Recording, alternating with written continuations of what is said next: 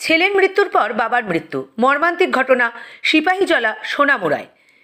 ছেলে বিদ্যুৎ শর্ট সার্কিটে আজ থেকে 8 মাস আগে মৃত্যুবরণ করে।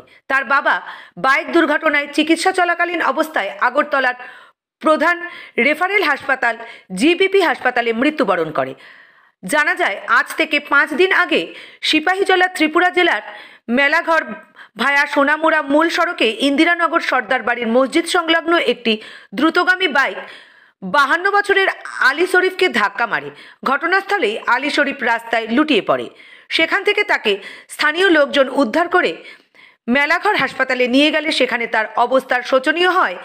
মেলাঘর হাসপাতালের চিকিৎসক তাকে আগরতলা জিবিপি হাসপাতালে প্রেরণ করেন। জিবিপি হাসপাতালে 5 দিন অতিক্রান্ত হওয়ার পর বৃহস্পতিবার দুপুরে আলী শরীফ নামে ওই ব্যক্তি মৃত্যুবরণ করেন। আর এই ঘটনা সর্বত্র ছড়িয়ে পড়তেই গোটা এলাকা জুড়ে গভীর শোকের ছায়া বিরাজ করছে।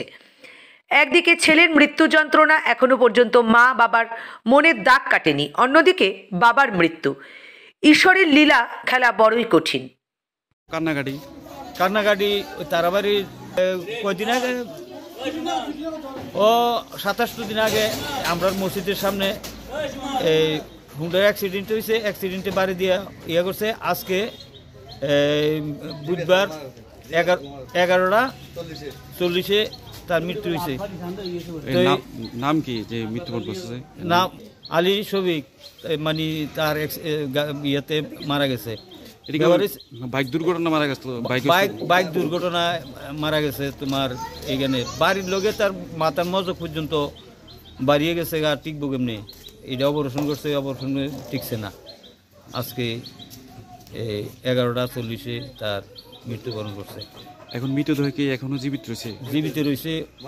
ময়নাতদন্তর পরে হয়তো বাড়ির ভিতরে লাশ পাঠাই দিতে পারে। মাটি দেওয়ার কোনো সিদ্ধান্ত হয়েছে? মাটি দেওয়ার এখনো সিদ্ধান্ত হয়েছে না। তারা এখান থেকে ফোন করলে আমরা এখানে কবর টবর করার কর্মীর এখান থেকে ফোন করলে আমরা কবর টবর। কি মনে করতেছেন এত দুর্ঘটনা হইতেছে রাস্তাঘাটে? এক প্রশাসনের দুর্বলতা মনে করেন?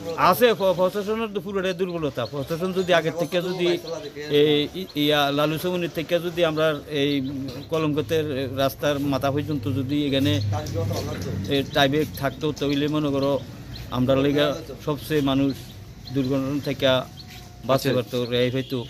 এখন এখানে টাইবেক দিলে আমরা সবচেয়ে ভালো হইতো, এই দুর্ঘটনা থেকে রেহাই হয়তো।